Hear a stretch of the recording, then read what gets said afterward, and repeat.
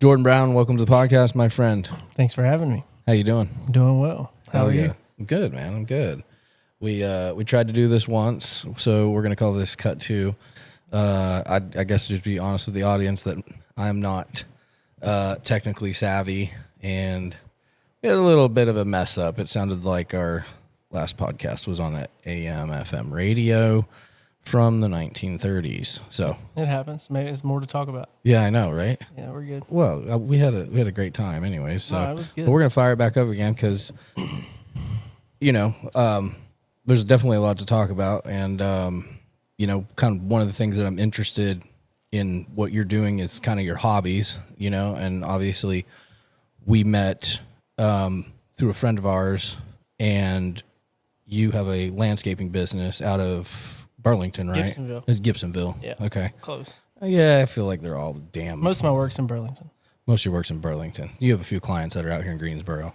I do like one day Greensboro, one day Burlington. Greensboro's kind of, I'm kind of sliding out of the Greensboro area, but I still got some good customers there. Yeah. And you're not, are you like in between both? I'm both close. cities? It's not that bad. 10, 15 minutes. Yeah. Not far. Yeah. So, but yeah, man, I just, like I said, I saw you post back some months ago, and I was getting ready to start the podcast, and I was like, man, I would love to get someone on here that races, because I'm fascinated with it. I don't know a lot about it, like I told you before, but yeah, so like, take me kind of back, man, to like when it all kind of started for you, when you started kind of getting into the late models, Well, is what it is? It's a late model stock. I race limited late model. It's a late model stock car. It's a little bit limited. It's 2 classes. Basically, I could spend a lot more money and race late models, but I run limited late models, just a little cheaper. Right. A little bit. A little more affordable. Yeah. But it's, so basically, I've been around racing my whole life. Like, my dad, uncle, my whole family, they all race. Since I was a little boy. Before I was even born, my dad was racing. But as I grew up, I played a lot of baseball, a lot of sports. I didn't quite actually race myself. I was just, with him, around with him. And then our local asphalt track, they opened a go-kart track. They made a dirt oval go-kart track. So we had an older go-kart, and my dad said, let's get it together and let's go run one race. So I was like, I was for it. I always wanted to do it, never didn't know if I would or not. Just, I don't know why. So we got together, told my mom we were just going to race once, and went and raced this race. Didn't do horrible, kind of just growing pains, just, not really having what you need. And that was in 2008, and now it's, what is that, 17, 18 years ago, I think? Yeah, so I ended up supposed to do it once, call it quits, and here we are almost 20 years later, and we're still doing it. So it's kind of it's a lifestyle. It's different. Some people don't get it. Some people don't understand it. Yeah. It's for me, I feel like growing up through high school, middle school, whatever, it kept me out of trouble. And it sounds crazy. A lot of people associate the racetracks with trouble. But really, if it wasn't for me being at the racetracks all the time, who knows where I would have been. Not saying I would have been in trouble, but it kept me kind of, I knew where I was going on the weekends, and I had my friend group outside of school was, different ones at the racetrack, and I had some of the best times of my life, and I really wouldn't trade it for nothing, but it's just, here we are, I'm 30 now, still doing it, and, I really don't see no end to it unless, I'm going to do it as long as I can, as long as, I'm having fun with it. Yeah. And, because it's a lot of work, a lot of money, a lot of commitment, really. Yeah. A lot of your weekends, weeknights, you work all day, you come home, you have to go straight to the shop and work till 12, 1, 2 o'clock in the morning, whatever it takes to go. So really, it's kind of crazy. We laugh sometimes, and we're like, why do we do this? Yeah. You work so hard, you kill yourself all week just to go to the racetrack to take a chance at tearing the race car. I mean, you never know what's going to happen. Right. But yeah. it's so we're still going strong. Yeah. Yeah. I mean, it seems like it's like hunting. It's Yeah. the same thing. And with most hobbies are, you're going into it for the love of it rather than, trying to make, I mean, you hear a lot of these guys that have made it into the big leagues, and a lot of them say, it always started out as something just fun, and then they got better at it, and then through time they kind of took it more seriously, or they just ended up having fun, and here they are now. They're, they made it somewhere. I mean, I guess it's one of those things that there's kind of no end to it. I mean, it's really about how much money you're going to put into this. You can spend as much money as you want. Yeah. Like there's really no cap. It's crazy. It's we've got everything about ready for the year. We have our motors still being rebuilt at the engine shop, so that's going to be. We're not sure what it's going to cost, but that's always a big bill. So we're trying to. Once we get that, we should be good to go throw away a little bit more money. There you go. I mean, what would we do with it if we didn't race? We'd find something to do. You would. So I mean, yeah, you're gonna absolutely. We say we'd save a bunch of money. No, we would just have a different hobby. Right. I mean, So. Yeah. I mean, that's the thing. You got to enjoy yourself. I mean, especially with what we do for a living too. I mean, oh yeah. It's like No, it's that we don't really close. It's you never close. You never close as a business owner. It's just 24/7, 365. Yeah, it really is. Absolutely, man. It's not always labor, but there's always something that you can be doing, even if you're not. Right. There's never nothing to do. Right. It's always something. Right. So even when you take vacations as a business owner, it's hard to enjoy sometimes thinking about what needs to be done at home. That's the one thing about it. Sometimes there's definitely no way I'd go back to 8 to 5. I don't say no way. You never know what. Right. But I don't see myself ever would enjoy that because there's a lot more pros. But the one good thing about it is you can take vacation and you don't have to worry about anything. When you get back, you just start back, your job, and you're good to go. But I mean, I'll be honest. I worry like hell, dude, when I'm out on vacation and know that. I started thinking the phone's ringing, and I'm like, oh. And then they're like, oh, hey, when you gonna be back? Oh, okay, cool. Can you do it can you do it the night you get in? Do you mind? As soon as you pull into town, as soon as you pull in your driveway, can you just drop everything and then show up here that night with floodlights and a generator and battery solar powered lights and just get it done for me? It's like, yeah, sure. I'll be right there. I'll be right there. And that's the thing, it's like, it's about like people, they call and text at, 9, 10 o'clock at night. You don't get a lot of those, but I have a few of those. That'll be a Saturday night. And they'll text about something. And I'm like, I don't mind, but I feel like, should I even respond now? Because like you have to cut it off, at some point. Yeah, you do. And for them, they, I don't know, but that's dealing with the public. You never know what you're gonna get. That's for sure.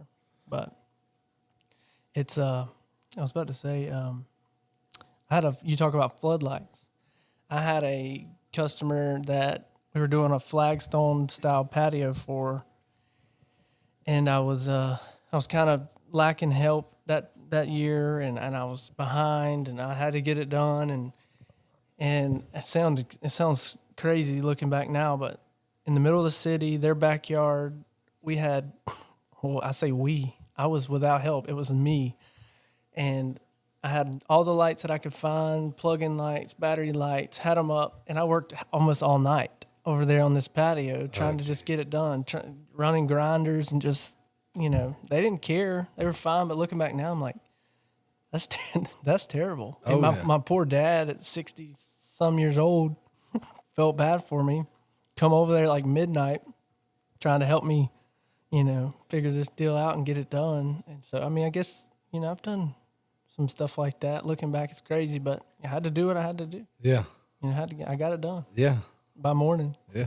I mean, when you commit to something, I don't know about you, but I mean, I obsess about it pretty bad. Like, Yeah. I have a hard time kind of shutting it off until it's done. If it's not done, it lingers. And I'm trying to, I've got some experience now in business, been in business for quite a while now. So I've learned to kind of shut it off when I need to. But, there's just some guys that call that you respect and you want to do a really good job because you don't ever, you think about like, I don't ever want to lose this clientele or, things like that. But, they understand too, so it's like, if you're not constantly putting them off time and time again and things like that, then usually they're pretty understandable. Most people, most people are. They understand there's life and there's situations and things you got to deal with. So it's, and as far as, I don't think I've conquered that aspect of it as well as I have, I'll need to yet, but I have a little one coming. Yeah, you do. So when congrats, by the way, man. Thank you. That's going to be awesome. Yeah, I'm looking forward to it. It's so when that day comes, I know it's going to change. It's going to change a lot of things for me, and definitely looking forward to it. But I'm going to have to learn. Yeah. When it's time to stop. Yeah. Focus on that, and do what has to be done. But you're definitely looking forward to that. It's been a little journey getting here, but we're here. We're close. You're close. Yeah, we're close. Yeah, it's happening. So it's getting ready to shift. I mean, there's a shift in you as a man. There's a shift in you as now you have another hat you're wearing. You know what I mean? Oh yeah. You got many of those, and this one's a little bit more special. I think it's, in my opinion, the number one biggest hat that I wear is being a dad. And I'm constantly trying to get better at being one.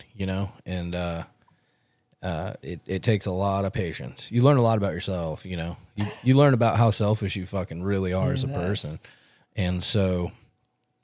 But I wouldn't trade it for the world. No, and that's I look at things and I think about those Sunday, you get home, just chilling, and you take a nap whenever you want to take a nap. Yeah, just do what you got to do. And I think about it. I have a lot of things it's gonna change quick. Yeah. I feel like I mean, I'm sure I'm a lot more selfish than I think I am. Yeah.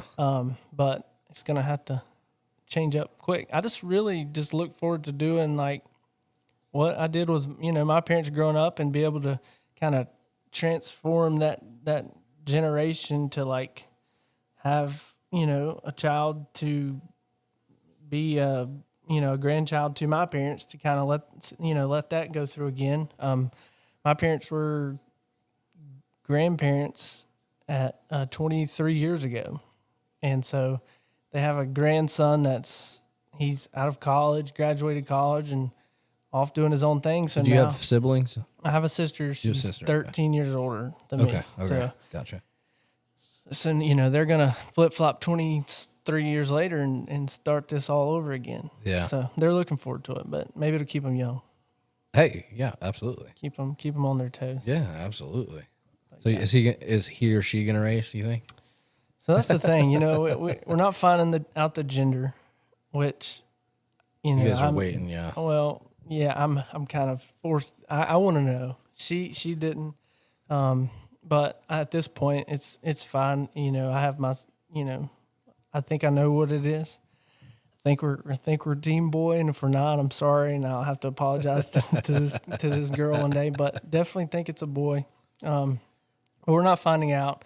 But about the racing, it's one of those things where I think it would be cool to kind of go through the same, footsteps and all that. But, it's kind of, we'll see how that plays out. I hope so. Girl or boy, I mean, there's girls that race. If they want to race, wouldn't be as fond as but, there's a lot of girls that go out there and do really well.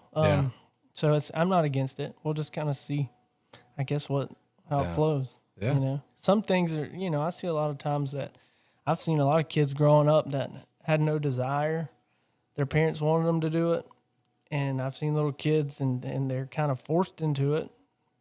And I feel like I don't want to take that route if possible. Yeah. You know, I've seen some things like that. I hope they want to do it, but you know, we'll see soon. Yeah. Yeah. I mean, you typically the apple doesn't fall too far from the tree. So, you know, whatever you guys are doing in your life is typically how that kind of follows or manifests, you know what I mean? And That's right. you know, you're watching over them as far as like the type of things that they're being shown, you know? Oh, and so you're trying to keep it, you know, you're trying to keep their mind pretty virginized for as long as possible. And, you know, the world we're living in today, it's the parents that we have to be today is a lot different than when your parents were parents and mine were, you know, whereas, you know, I grew up in a neighborhood with 20 plus kids, and we got home and nobody ever looked out for us kids. We drank out of the garden hose, whatever, dude. Yeah.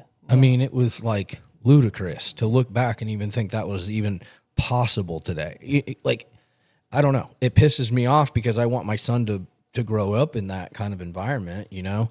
I mean, we try to do the best we can, you know, as far as like making sure he's around other kids. He's got kids at school.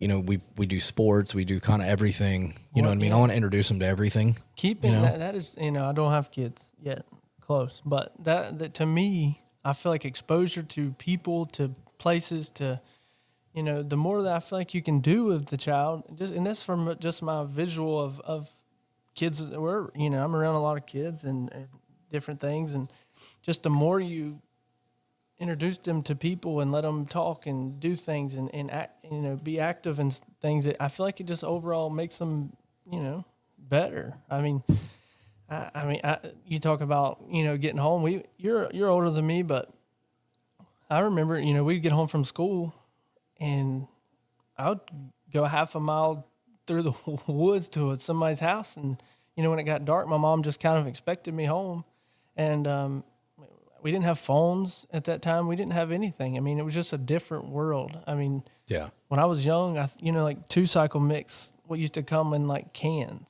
like almost looked like a drink can, I think, when I was little. And, you know, I didn't know. My dad looked around the corner, and there I was drinking it like a soda. I drank half the can of 2-cycle mix. Nice. Yeah, it was good. How'd that taste?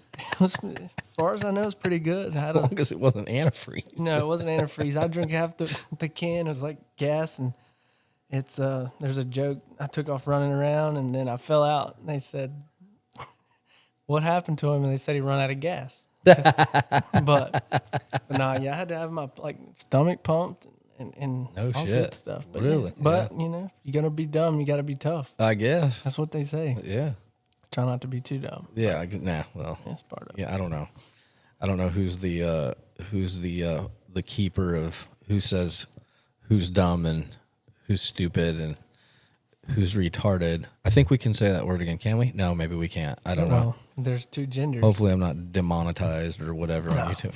No, there's 2 genders, yes. We know that's true. We established that a few minutes ago. Yeah. No, I'm just kidding. Did you see Trump's new $250 bill he's getting ready to introduce? No. Yeah, it's a new dollar bill. It's the $250 bill with Trump's head on it. For real? I saw. Is this real? Apparently, yeah. Really? I saw a thing on it. They're trying to pass. Some guys writing it up right now, dude. Getting ready to do a 250. Dude, I want one of those. I'll put it up right here, dude. Yeah, $250 bill. The Gulf of America. The dude's doing a lot. I mean, you know, you can't shame him for lack of effort right now. I mean, there's a lot going on, and it's a mess. Yeah, it's crazy, but I think we're in a better place. Or we're headed to a better place for sure than where we were. It's like going inside of a hoarder's house and trying to clean up their house. Yeah, it takes and the hoarder is so psychologically fucked that you know, they're like, no, don't throw this away. I need this, and don't throw this away. I need that, and don't do this. I need this, and so now you're starting to see people like. I mean, I know people that are literally like against what Elon's doing right now, where he's going in and basically just saying, "Hey, what the fuck did you do last week?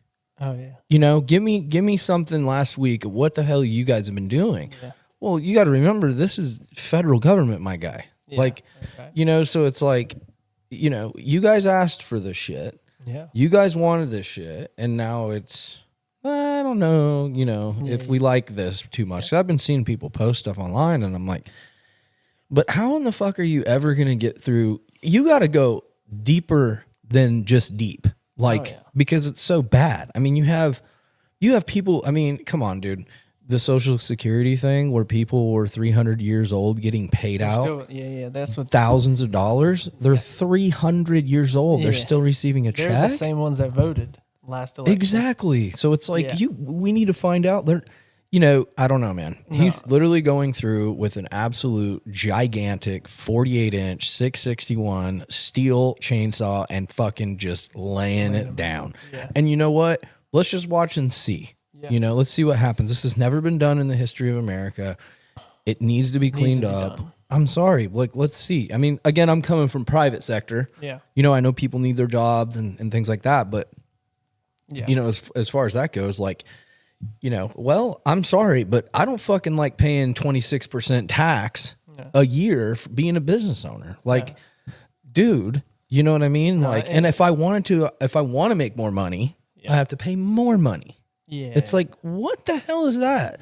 So I don't know. I just think there's a lot of like things that I'm, you know, starting to learn about what the hell is going on in America that I didn't know before. No. And that's the reason it's like it is. You know, it's not been looked at. It's just kind of been just swept under the rug.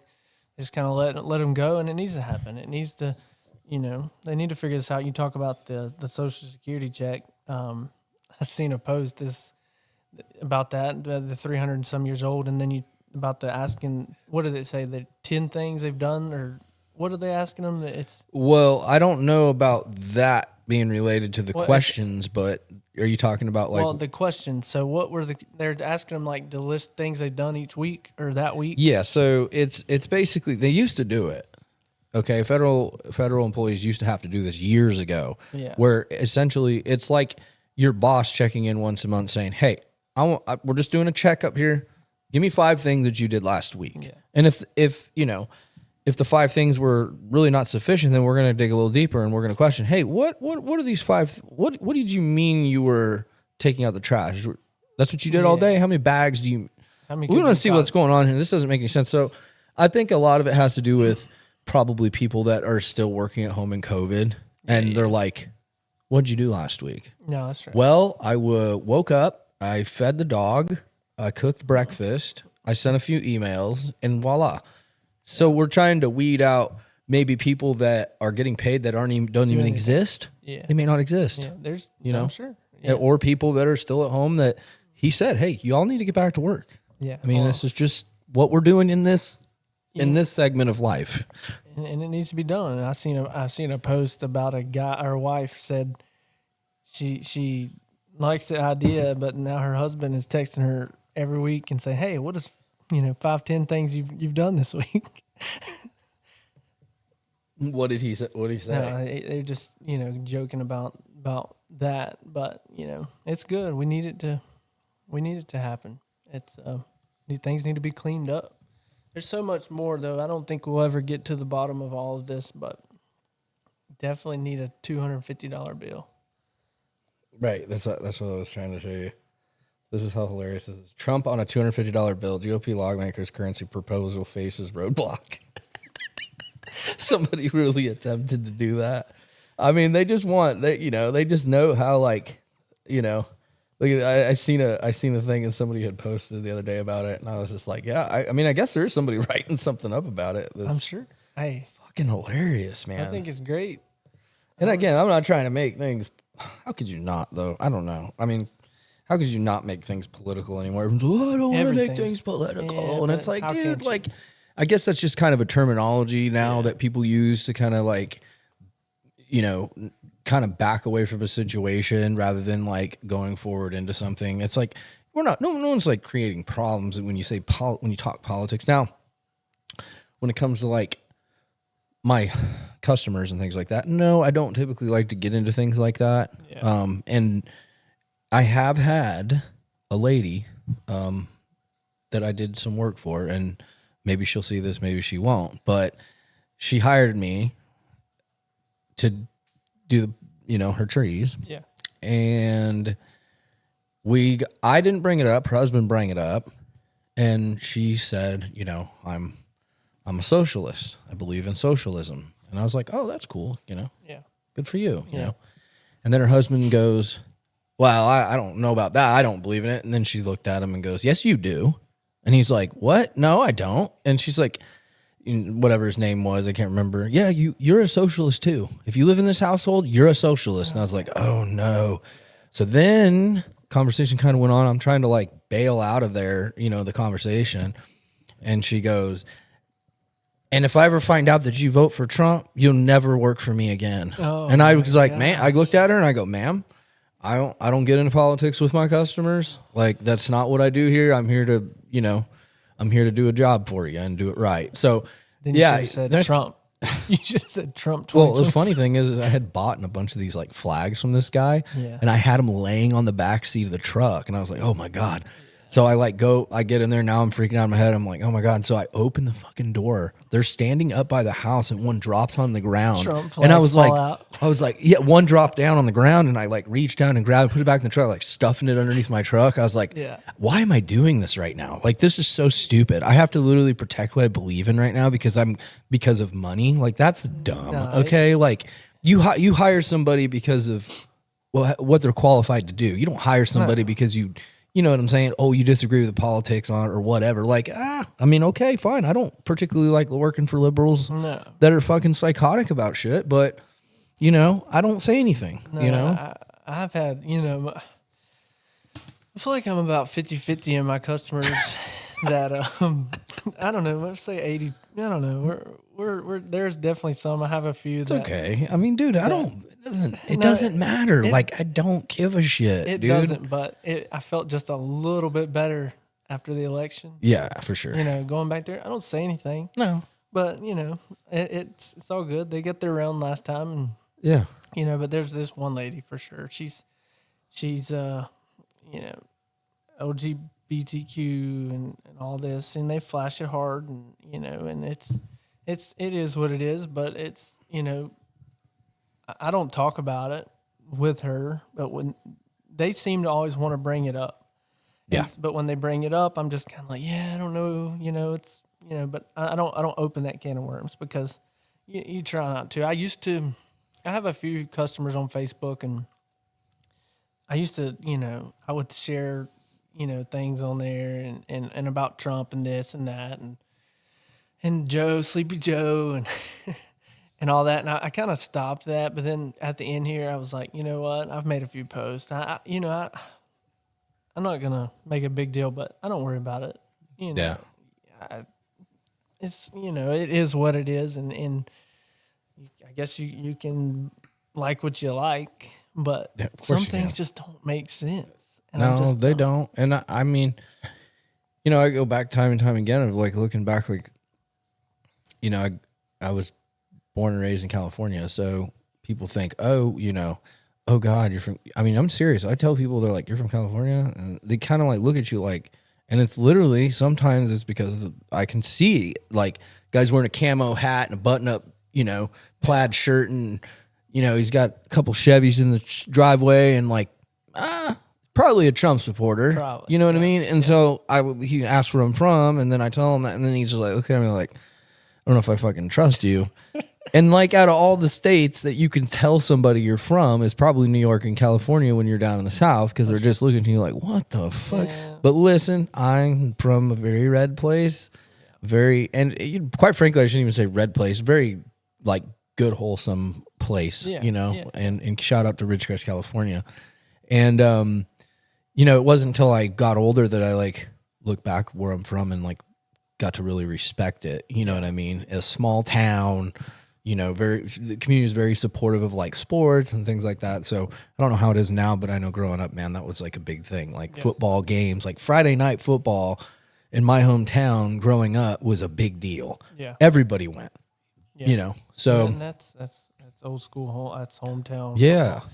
It's not the same. No, I don't feel like I haven't been, so I don't really. I mean, I could imagine it's probably not, but maybe there's probably still some places, but like around here, man. I mean, I guess you still have your your hardcore, fans or whatever, but it's just different. All sports are different. All high school, anything related to that, it's just different. It's not the same. Nothing's really the same, and I don't think it's better for sure. Yeah. But yeah, I don't know. It's just I don't know. Hope it goes better. It's gonna get better and be better and cheaper. And I mean, the phone's starting to ring again, so that's a big Yeah. thing, And I had a talk today with another company that I was working with. I was grinding his stumps. He had taken some trees down, and he was talking about during '08 when he first went out. He was working for the state, and then he went out and started his own tree company. And he goes, right there about '08, 07 through '09 or something. It was somewhere in there, he said. And he started out, he said he was busy as he's ever been. More busy then than he is right now, he said. Even though he's busy. But he was like, dude, he goes, I was, no joke, he goes, dude, I had from summer till Christmas, I was booked. He goes, I couldn't, he goes, people were just asking left and right for me to help them out. And he goes, one day, he goes, literally that end of that winter, he goes, dude, he goes, I couldn't fucking pay somebody to take their tree down. He goes, I was out of work for weeks. Right. I had no money coming in. He goes, he goes, all of a sudden it was like, money was gone. People were not spending no money. Of course, back in '08 it was a little foggy for me. I was kind of running a little bit of a muck. Didn't have my shit together, so I didn't even really, probably didn't matter. I was a broke fucking kid then anyway. So, but yeah, he was like, dude, he goes, man, he goes, it was so fucking bad, dude. He goes, I thought I was gonna have to go back to work. Like literally, he goes, in fact, he said something about like, he said he made his mortgage payment and then he goes, and then the bill collector started calling me. He goes, I was behind. He goes, I paid everything on time, and you may know him. But so it's pretty interesting to see like the different perspectives and, I don't think we're there, but Well, they say, I've heard a lot of people say it's gonna get worse before it gets better, and we may have, something like that. But, COVID 2020, I think it was, like when COVID first came, everybody, was freaking out and all this, whatever. And as far as work, that was one of the busiest. I was summers. So busy, dude. That summer was great. I wish, oh my God, send those stimulus checks. You know how many jobs I've done, and they were like, it's just for my Trump check. This oh is, my God, and I'm dude. like, yes, all right, we'll take it. We'll take it, dude. Yeah, and so it was a great summer for me until there was a law, or I don't know if you call it a law, but that, landscapers could only do maintenance. Like, they could only mow. They could only do things that had to be done. They couldn't do no mulch, no pine needles, no beautification projects that summer when everyone was home. Really? That was the deal. And if they could, like, I never, got caught, and I don't know who was even checking, but yeah, it was out. That was the landscaper deal that, you could mow, but you couldn't do anything extra. Right. You had to get back to the house. And I don't know how, I was never, I wasn't on we were unvaccinated. I mean, I never. Yeah, no, none of us were. Fooled with that stuff. And I saw a lot of, like my dad has some heart issues. He had some open heart surgery a while back. And so his doctor's very left, and he was like telling him like, dude, like you'll die if you, don't get this vaccination, you get COVID and this and that. And my dad was like, golly, what do I do? Because my dad's definitely not left. But he took the first one, and my mom took the first one, and sure enough, they didn't take any more. But that same year, that same winter, they both had COVID 2 years straight. My dad, I mean, they were pretty sick, but not like, nothing abnormal. I've seen flus do a lot more and all that. And so I was just like, you see all the side effects they're talking about now, and it's like, did we really benefit from making all these pharmaceutical they're rich, they're loaded. Yeah. And he took that, and they had COVID both times. Yeah, we had COVID a time or two. I've definitely had worse sickness in my life as far as that, but it was I don't know, COVID. I think if Trump would have still been in office the whole time, I feel like it would have went a little bit. It would have went better. I definitely think so. But we heard a lot of people. I'm sure some people died from that. I'm sure. I'm not. Oh yeah. It definitely. I mean, but like a lot of people that died from that. Not saying all. There was some, just like the flu kills people, things like that. But they had other issues. There would be someone that's almost on their deathbed. Going out, they get COVID, they pass away. It's COVID. I'm like, I don't know, and I just feel like we scared a lot of people more. Yeah. But you start scaring people like that, they're everybody goes, they don't know what to do. Mm-hmm. And the way politics was, you didn't know what to believe. Right. If we start being so political with everything, like if you like this person and you're on that side, we're wearing masks. This side we're not. Right. And then again, I'm like, should you wear a mask? Should you not wear a mask? Like, but at this point, I'm not going to wear one just because. I'm like, heck no, I'm not. It's so it kind of went. I don't know. Oh, it was sideways. It was horrible. But I mean, you got to think a lot of that stuff was, as much as people want to say it's a conspiracy theory. I mean, a lot of that stuff was, people were definitely dying from it. But we got to look at like what the facts were. That was, okay, this person has 5 or more comorbidities. Okay, which means that they're pretty sick people, man. And so. And again, I don't know all the actual stats, but I mean, from what you read, and you got to be careful who you get your sources from. But they definitely we were definitely fooled big time. And thank God that the outlets that I was listening to were right. They were damn right. They nailed it. I was Rogan's podcast had your big Rogan Dr. guy. Malone. Yeah, I mean, I see. Yeah, Dr. Malone was on there. I mean, all these like high end guys that know everything about the viruses and things like that, and we were basically at the mercy of Dr. Fauci, which we know is a complete scumbag. Why did they pardon him? If he Well, did nothing exactly wrong? Right. So what are you scared about? Yeah, I mean, he's RFK wrote a book, and it talks a lot about the bullshit that RFK did, and it's like, well, that Fauci did, and it's like, well, if RFK was wrong, why the fuck is he not sued in court right now? Yeah. You know what I mean? And so, of course, I mean, Dr. Fauci basically was pushing gang-of-function research, and what that, and I've covered this and talked about this before on other episodes, but, the gang-of-function research is essentially you're researching death. So you're kind of back engineering what something could potentially do to society. So what you're doing is you're creating this virus that could potentially, eliminate society. Yeah. And then you're trying to back engineer it with something that saves humanity. Well, the unfortunate part is that you have tons of viruses sitting in a lab that don't have anything to back up and save us. So you're creating something that we can't even literally save humanity with. So it's sitting in a lab, and guess what happens? Gets leaked. Gets out. Yep. Right. It's not fucking from bats. Okay. No. It didn't happen. It wasn't in a wet market. No. Okay. Like the Wuhan research facility is in direct correlation with the one out here in Chapel Hill.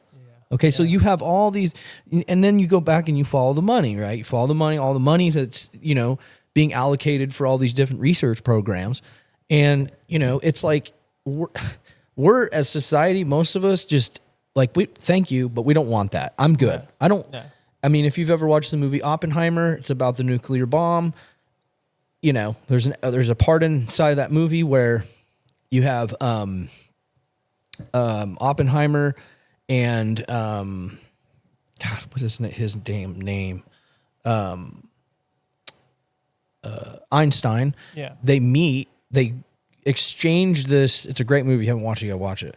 But they exchange words, and basically, from what I gathered, he was like basically saying, "Hey, like I invented, I invented the atomic bomb.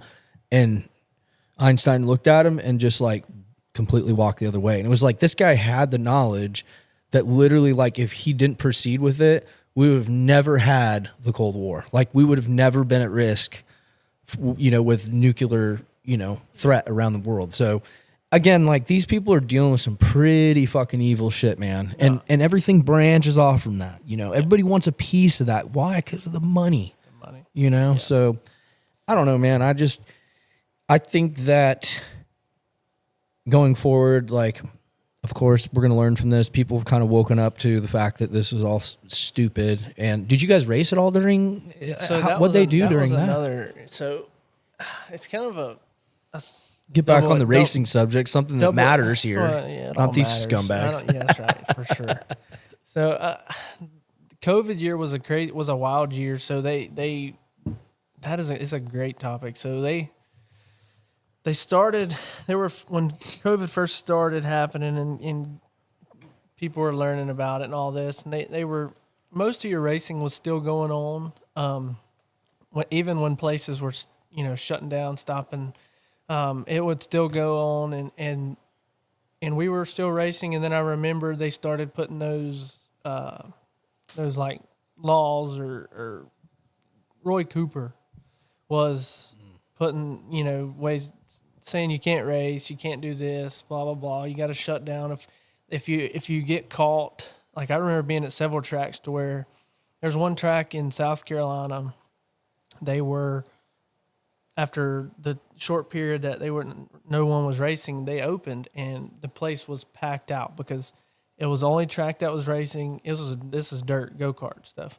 And every track was racing and they said, every track was closed. They were racing. Everyone came there, and they said, we're not worried about it no more. We're just going to open. We're going to run. Well, sure enough, it's like a highway. It runs above, like right away from the track. There's like a bridge and an overpass. And we all got to looking, and there was like 5 or 6 cops sitting up there. And they were sent because someone had found out that they opened and were sent to shut the whole deal down. It didn't go over quite as well as I think they thought. You got thousands of, I don't want to say redneck because racers get called redneck a lot. And there's several different types of, you got your crowds. Yeah. And I will say go-kart racing does bring a different crowd than your asphalt stuff. Okay. They're all similar folks, but like our Bowman Gray folks out there. Bowman Let's Gray. go. Yeah. That wild ass place. Dedicated people. I mean, these people go, the race starts at 8 o'clock or 7 o'clock, whatever. These people are there all day, half of them. They tailgate, they get in there, they don't miss a race. They're so dedicated. But so then they started saying they were going to fine you if you opened during COVID.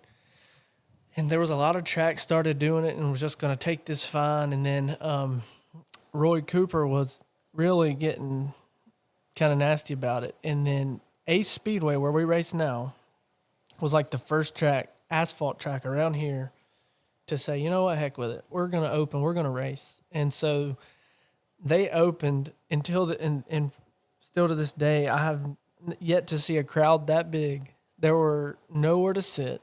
Wow. There were people, and we're right in the middle of COVID. Like, we're still right in it, And people. Was everybody 6 feet apart? That absolutely not. They were shoulder to shoulder, and shoulder to shoulder. The line was a half a mile long to get in to get a ticket. There's the most race cars there, and honestly, it was the best day that I've seen in a long time. It was just like it's what everyone needed. Well, yeah, that got posted. People were taking pictures, obviously, and it spread like fire. And Cooper, I think, fined them. Gave them a pretty good fine for that, and they took it. And I'm sure some of these super rich racers, I'm sure they probably helped pay it, right. Just to be there. But so Cooper wasn't a big fan, and they said if y'all open the track again, we're gonna have to send people down there and this and that. And then they started this law where they we can have 6 foot apart, 10 foot apart. You can only allow a certain amount of people in the stands, and and they posted that stuff, but I feel like they still sold every ticket they wanted to sell. Oh yeah. So it was a wild time. I hadn't thought about that lately. It was when we got back going, it was nice. The 6 foot apart thing, I mean, I don't know. You still have people, man. When you get in crowds now, they still jump out of the way if it's still lingering, and there's still, you got your your people riding down the road with their mask on, stuff like that. Oh, yeah, I've dude. quite never understood that one. Oh yeah. Afraid of air, dude. Yeah, the air in your Air own sucks, car would get you. Yeah. But as far as the racing thing, it all went good and got back going. And then you got Dale Jr. Dale Earnhardt Jr. Yeah. I thought you were a Gordon guy. I'm a Gordon guy for sure. Well, yeah, I was. But Dale Jr.'s kind of, I've heard lately, I feel like he's sort of on the other side of things. As far as Cooper came back at the end, Roy Cooper, and Yeah. and like gave some money some money to some racing things, and like helped rebuild some stuff up at like North Wilkesboro. Yeah. Yeah, I don't know if you know where So that's. Earnhardt's behind all that. So he's kind of in that, and when that happened, he's got Earnhardt. So the rebuild of North Wilkesboro Speedway was Really? Dale Earnhardt was Jr. That's was cool. Very much like behind it all. Gotcha. There was other folks involved, but he was a big part, and that's a really cool deal too. I don't know if you've ever been there or No, been I've around driven it. by there. Yeah, you can see You it. can see it off the road. It doesn't have like the old wooden stand. Yeah, it's really neat looking. It is cool. We were. Did you go to the one when they opened it? So I you were went there. to the very first one back. Yeah. Hell yeah! super How was cool. it? It was sick. Dude, so packed, man. packed, thousands of people. The coolest thing in the world. Fans that had been, in that area. There's not a whole lot. So like, to that whole town and anyone around there, that track opening up again was like Christmas morning, man. It was like they were pumped up. Oh yeah, But it was so many people. I mean, I would say there was 4 or 5 classes, different divisions racing, and they were all just 20, 30, 40, 50 cars in each of them. Wow. It was a cool thing. Really cool place. They've done a lot there. It's kind of, it's starting to be updated so much now. Yeah. But they kept some of the, the original stuff there, and this is a cool place, man. There's a lot of, there's another one there, Rockingham. You ever heard of that racetrack? I've heard of it. Yeah. Yeah, they haven't raced there in a while. Did your buddy? Oh, they haven't raced there in a while. Your No. buddy that you got the car from, did he race in Rockingham or something? No, so Dustin, by the way, you got to go buy that trailer. I told him I sold a trailer for him. So Hell yeah, at let's some go. point, we gotta. I'm getting there. it. Don't worry. I'm coming, Rumley. Let's we go. got an outside sales rep. So you may be talking about Martinsville, probably. Maybe. Yeah, There's so yeah. many. We were Dude, this talking. is Yeah, the this South, is- bro. This is racing area, bro. So I don't Yeah. really, I'm not a racing, I love it. Now, bro, I love all of this Yeah. shit, man. But like, I don't really know a lot about it. Or I know there's tons of track. People are like, oh, I'm going here, I'm going there. And I see people posting all the time. They're into, so yeah, I'm getting familiarized with this kind of stuff You're because gonna I'm be interested in it. I'm You're going to be go. a race fan. Then. Yeah, I am a race fan. No, I it's- just haven't been yet. So No, I've been to a few, but Martinsville is what I was probably talking about. But last year Dustin did not race that one. Is he racing still? He still races. Oh, yeah. he is? Okay, okay. He's still racing. My cousin races with Dustin, and they race locally here together. And Okay. and he raced at Martinsville this past year, so we went with him. What model are they? So Dustin and Dylan, my cousins, they run late model stock, and I run limited late model. Basically, for anyone that doesn't know, the race cars are the same. Right. You can't tell a difference by look. There's a few changes throughout the car to handle a little more horsepower, a little more horsepower basically, a little bit more motor. There's some motor changes that they run that's a bigger carburetor. That's allowed. That's allowed for Right. them. Okay. So really the difference is just, literally they got a little more motor, and there's not a whole lot, to be honest. I So mean, who checks over this? Do like prior, do you guys do like pre-checks on these vehicles, or So- like how does that? every race is I mean, you different. kind of know, right? Like you Yeah. would, if you had a late model in a race with a limited, Yeah. you would know. Well, like you could this tell- guy's lapping people, or like how would. Well, you know, that's kind of a crazy story. So last year, first off, so as far as, you know, inspection tech and stuff like that, every track kind of has their own way of doing it. Right. But typically, after qualifying, you go across the scales to make sure you're at weight. There's a minimum weight. Okay. And that's really the first thing they check. And then after the race, they'll do a tech inspection on typically the top 3. Some of your bigger races may check a few more cars, but your top 3, your winner, you know, they'll pick something that week. So, for example, we won, we were fortunate enough to win 3 races in a row at the beginning of the season, right out the gate. And then I think it was after that time. No. We won 3 in a row. Then when you win 3 in a row, they start you in the back the next race. You can't qualify. Oh, okay. And we started in the back, and a little experience issues with me and you know, navigating traffic because I'd been out front all, you know, it's still, you know, I'm kind of one of those things where I'm trying to do it correctly. Yeah, it's so easy to just go in there and just take out whoever you want.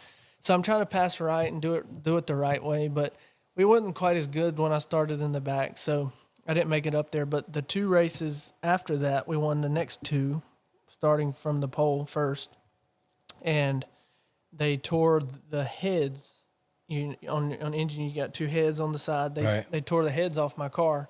That's a pretty big, you know, not the worst thing, but when you tear something like that apart, a motorman's got to put it back together. So, you know, I think it was like $750, $800 to win, and by the time you get your motor tore apart and you pay to get it put back together, you really don't win nothing. So techs after the race, they tech motors, they tech, you know, suspension parts, and they measure things. There's certain things that can't be that more wide, like too wide, or So they do this after the race. The top 3. If Top you finish, 3, right. typically the top 3 is all they look at. But you know, you're saying as far as a limited late model to a late model, this season, we won one night, and Dustin, who helps me, does all the setup stuff and with my car, he had an engine failure, and they had 2 races that night. So the first race he had an engine failure, and for points, he asked the guy that runs the track. He was like, you know, can I just start and park in my car, which is not up to specs as far as it's not going to win the race. Could he start that car just for points? You know, so he wouldn't lose points that night, because just starting the race. And he actually ran like 10 or 15 laps and was actually like halfway trying to pass some late model guys in my car. Really? Yeah, so it was, and I had complained to him a little bit that night about some handling issues. And I know driving styles are all different and all that good stuff. And I was like, yeah, get in it. And I want you to get in it, and so you can kind of see what I'm talking about and see if you can feel, you know, what it needs. And he goes out there and he almost passes a guy or 2. And I'm like, dude, just stop, because they're going to think I'm cheating, because the car's almost halfway running with some of the late model guys. Oh, wow. And he gets out of the car and he's like, nah, dude, it's badass. It's not, it's nothing wrong with that. And I'm like, well, I guess it's just me, but that's just part of learning. But yeah, it's again, to the racing, you know, my cousin Dylan, he's raced his whole life. He's raced since he was old enough to sit in something and drive it. He's come up through the go-karts the same way I did, bought his first car himself. He bought an open wheel modified, and that's not a stock car body, but it's a modified to where, like they run at Bowman Gray. I don't know if you've seen, but he got one of those and run, and then kind of worked his way up. You know, they're not a big budget team, so they take what they got, and I feel like they've done really well with it. He's won a lot of races. Dylan's always been solid behind the wheel, and that's what we say. You know, he's a good driver. That's great. But he typically will park. Typically, me and Dustin park together because Dustin's always helping me and doing, if I need something or have a question or something was set up, Dustin's my guy. He I don't really know why he's done all he's done, but I basically I couldn't have did it without the help, without him doing what he does and still does. Definitely don't know but Dylan, he parks on the other side of me and our whole family's there and it's just honestly it's something that we need to enjoy because it won't always be like this. No.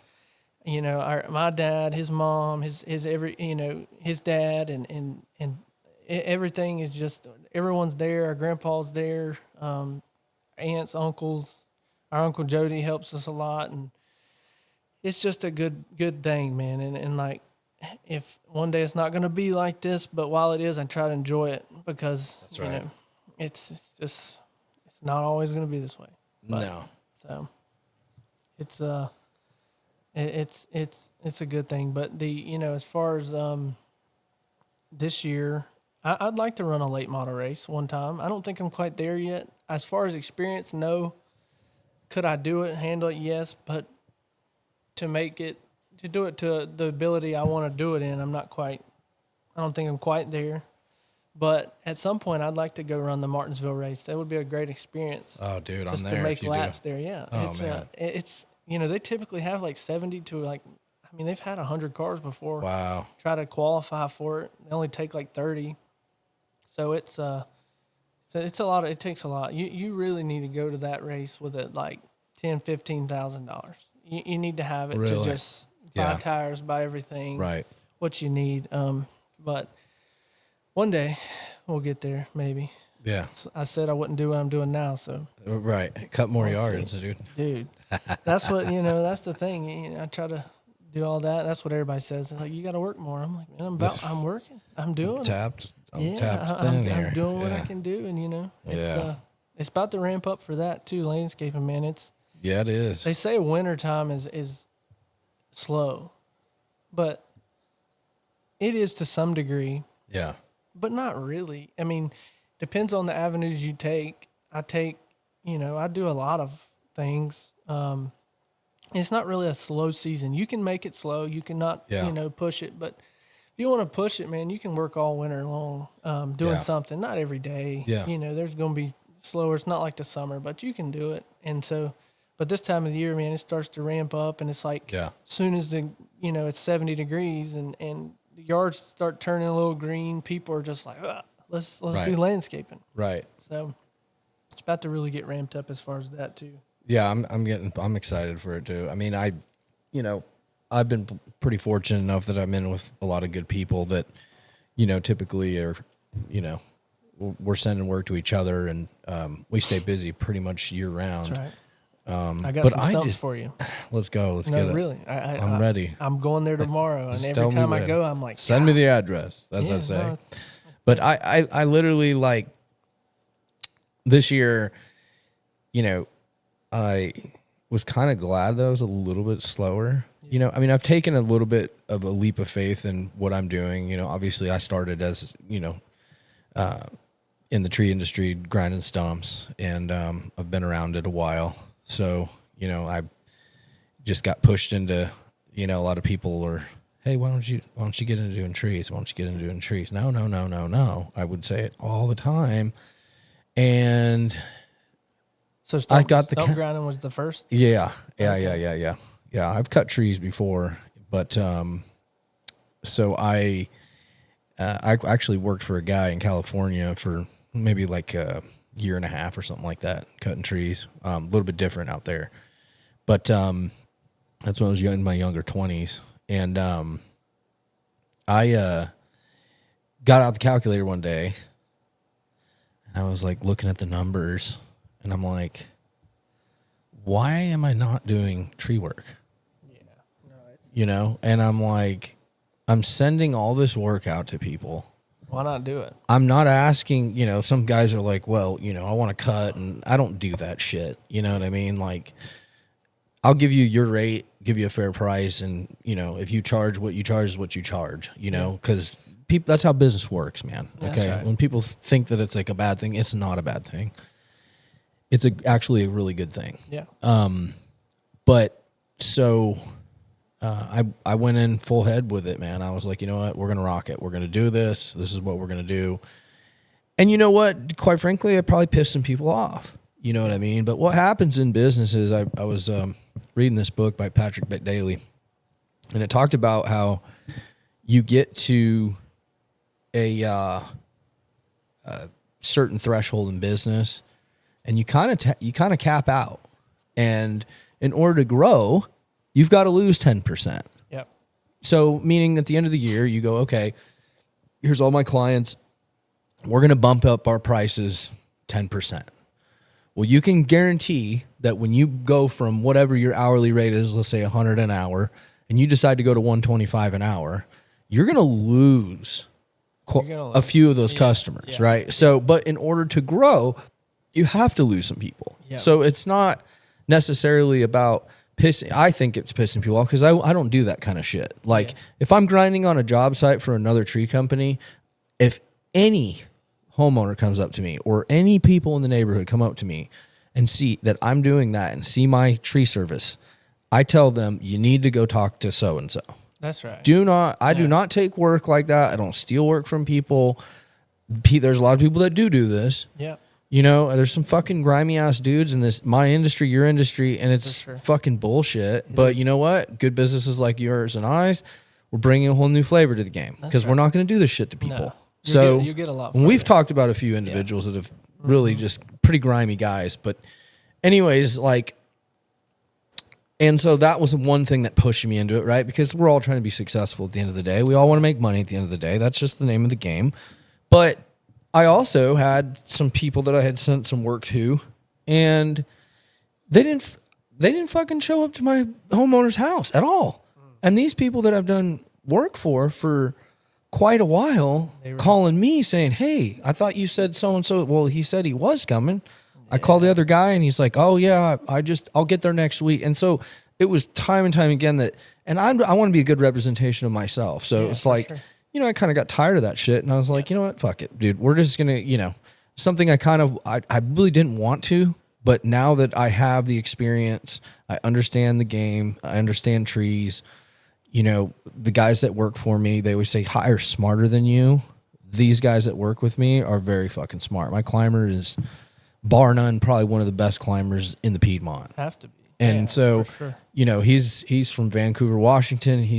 These trees here are babies to him. He's used to climbing 175-foot redwoods. There's people for you know what I'm saying? And I'm not that. Yeah, no, I'm good. I manage from the ground, dude. I'll get in the bucket, do that. That's fine. Finger pointing. Nah, I don't finger point shit.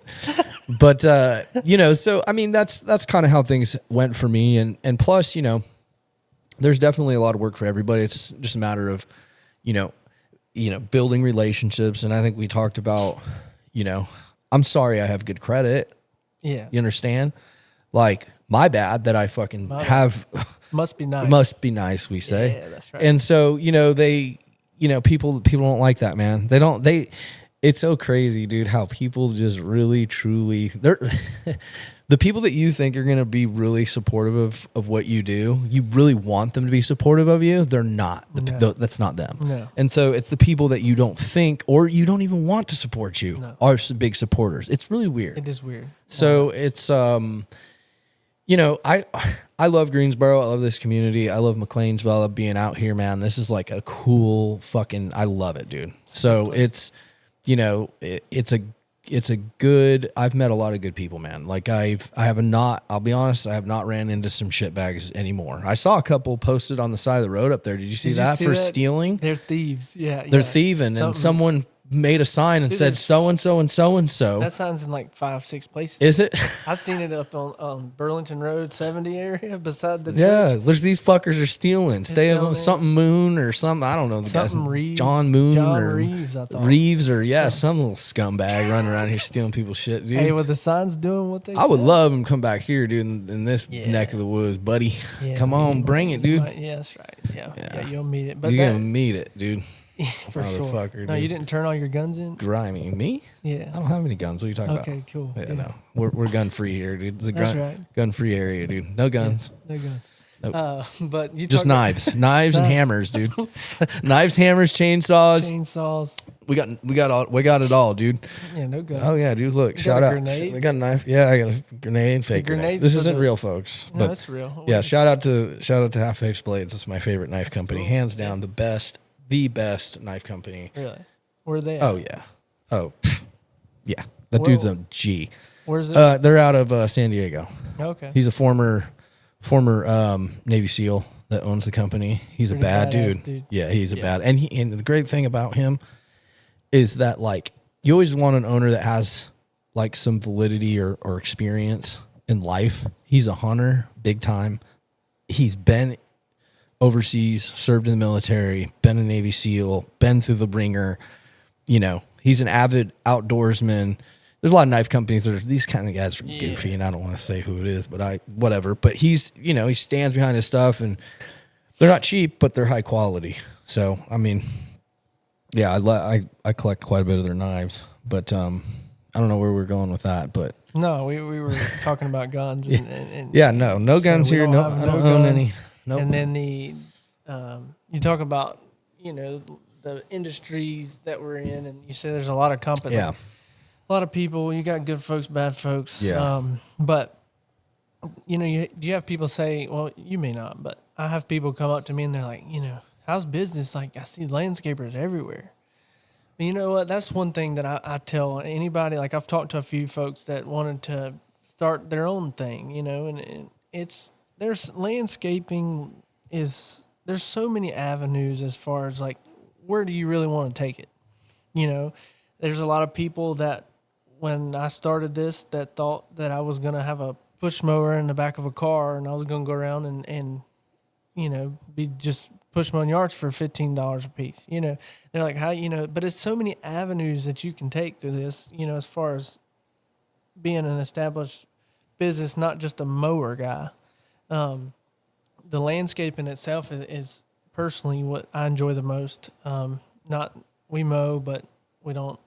I would rather do more landscaping Right. than I would do anything. But the mowing, I feel like is kind of a, you know, you'll have days where you're like just not feeling it, and somebody that says that they don't, then they're lying. Right. There's those days, and the mowing's nice because it's there, it's ready for you. You don't have to plan it. You know, you go do it. My customers or most of my stuff are contracts, so they know when I'm coming. We don't have to talk. Right. I don't have to text, or they text me and say, hey, can you mow this week? My people know how my schedule works. I don't hear from them unless they need something or have a problem. So, you know, there's a lot of avenues to take through that. But you said there's a lot of landscapers out, and I've had people like, there's so many trucks out, like, how's business? Like, you know, so much competition. This is my opinion, there's no competition. And I've never one time ever, I'm not saying no competition because I'm the best, but I'm saying like there's no competition because if you do good work and you treat people right and you're honest and you show up when you're supposed to show up Right. and you do what you're supposed to do, you're not going to struggle, you know, without crazy things happening in life. But like, you're not going to struggle to get leads and get work. People Right. are going to return customer. They're going to become return customers. One of my closest friends, he's a big landscaper in Burlington. We talk about every day, if not, I mean, every couple of days. And, you know, we have never one time felt like we work like two houses apart sometimes, you know, and it's like, if someone comes out and it's in my little area, he'll say, hey, call, you know, this is his, or he'll do that, and vice versa. You know, it's like there's no competition. Yeah. You just we're straight up with each other, and we help each other a lot. And he sent me a lot of work, and I send him work. Yeah. And it may be things that I can do, but I feel like he's in that area. He's working right there. He would do the same for me if it was in my little, you know, spots. But there's really no, like, you know, if you do the right thing, it goes with anything. Mm-hmm. Just in life, man. You do right, treat people good. You know, things will work out. Oh, 100%. For sure. You know, and there's people that live different than that, and I don't know how they sleep at night sometimes.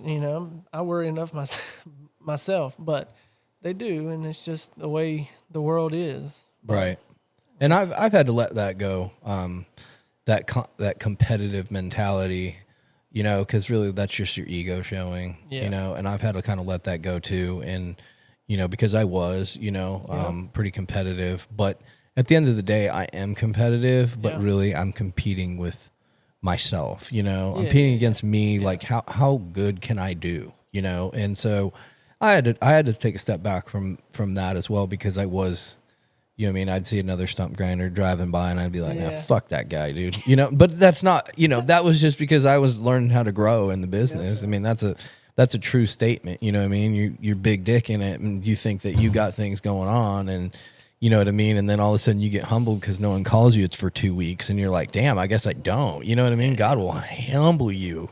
But, I think everybody in business goes through these growing pains, and I've had to let a lot of those things go, where it's like, I don't get in my head because the phone's not ringing when I want it to be ringing. It's like, you see how many things I have going on. I have plenty to fucking do. There's some days that a quiet phone's okay. It's yeah. nice. Yeah. Well, you want to know when it's really nice? About like June 15th. For When the sure. phone's super quiet at June 15th, I'm like, Yeah. quick, get on fucking Yeah. American Express. We're going to book a trip Friday. Let's go. Fucking get Quick. out of here quickly. And then beep, 10 jobs. Damn it. Yeah, no, that's how it goes, man. That's just, but it's cool, man. I don't know. I love, people don't understand that, like, there's, if you have an outdoor business, let's just call it that, landscaping, tree work, stump grinding, I don't know, whatever. This area is a great area For sure. for that, period. I mean, because, granted, yep, there's winter, things die, and you're not really working, but there's plenty of other things to be doing. But the thing is, too, is this area, the triangle, the triad, the Piedmont, whatever you want to call it, in between Raleigh and Charlotte is booming. It's I've seen some numbers that's showing like top 3, top 5 of one of the biggest places that people are doing business in and moving to. Really? Yeah, man. So It's growing. you can see it like when you drive north of here and you see all these little houses being built and shit's getting pushed over. And So some spots, it's definitely growing. I think there's some areas that's growing in that I'm not too fond of. I'm not a fan. There's some spots down towards where I live, towards Gibsonville, yeah, down Freedom Church Road. yep, Dude, they're throwing up these houses I know. everywhere. And, Yeah. and it's, High Rock Road, you know where that's at? Yep. So down that road, they're building throughout that whole road, which Yep. is really country down through there. But the way Or they did was. it, well, it was. But if they're going to build houses, that's the way I feel like it should be done. They have, I don't even know. I'm 2 acre lots, 2, 3. I yeah, think some of them are 5 acre yeah, lots. exactly. And I think there's a restriction as far Yeah, as and that's like, great. what you got to build. And that's, I'm not saying it's always going to bring better folks, but,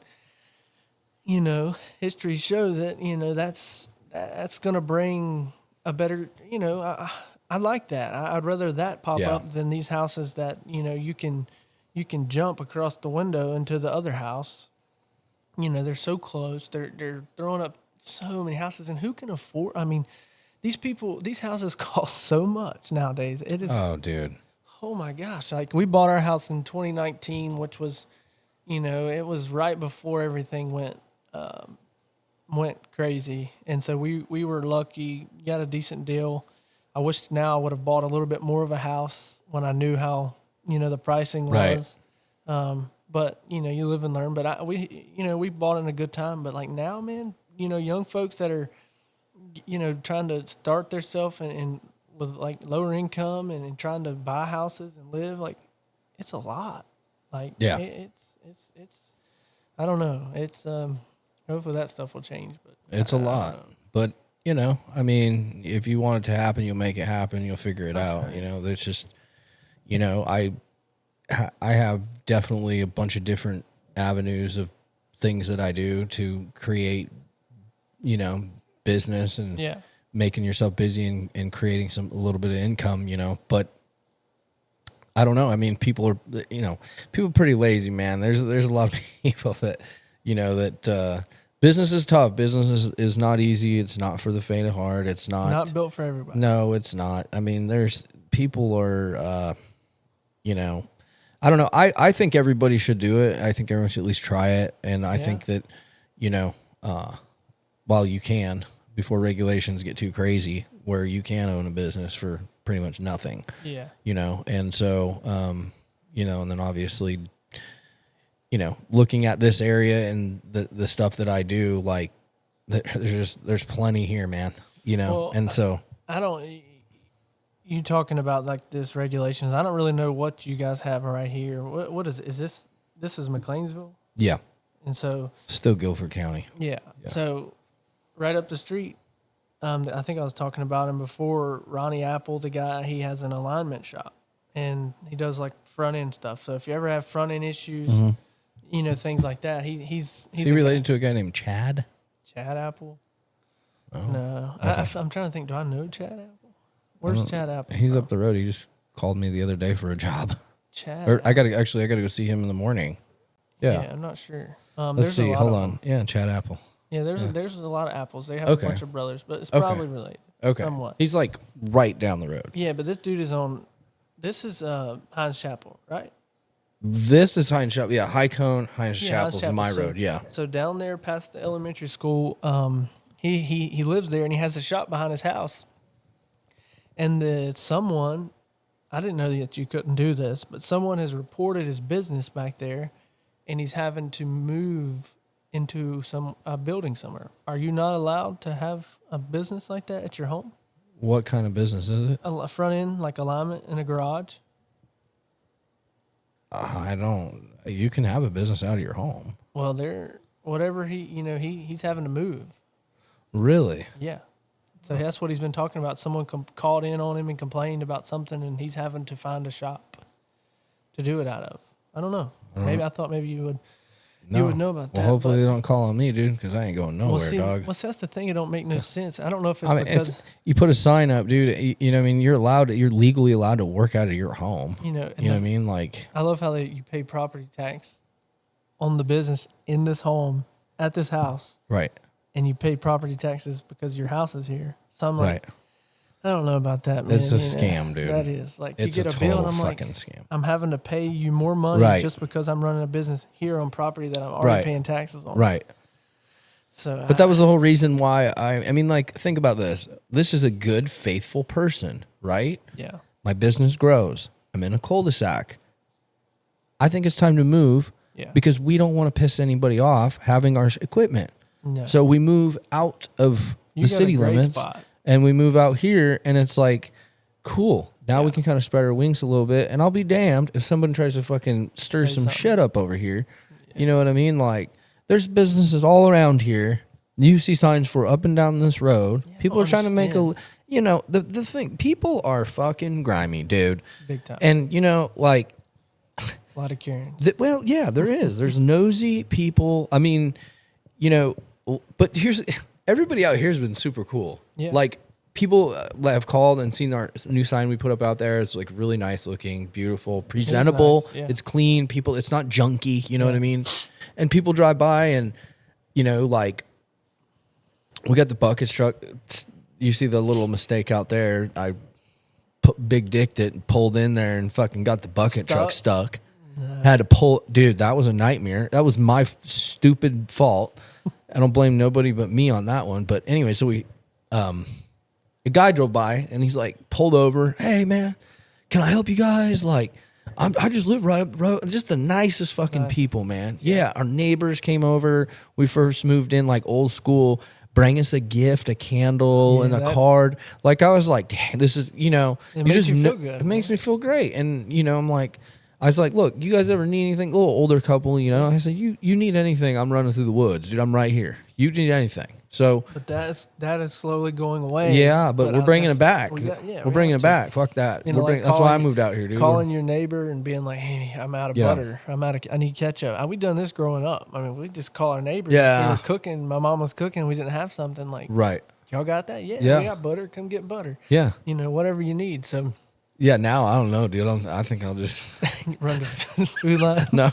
Yeah, if I get that low, dude, I'm going to steal butter out of the crate up at Bojangles, That's dude. right. Yeah. Well, The free butter. maybe not butter, but it was just. Yeah, no, you're right. It was. It was like, you're doing something. And hey, you got any fruit punch packs or like I remember that stuff. Yeah. Like their son used to show up at my parents' front door asking for something to drink.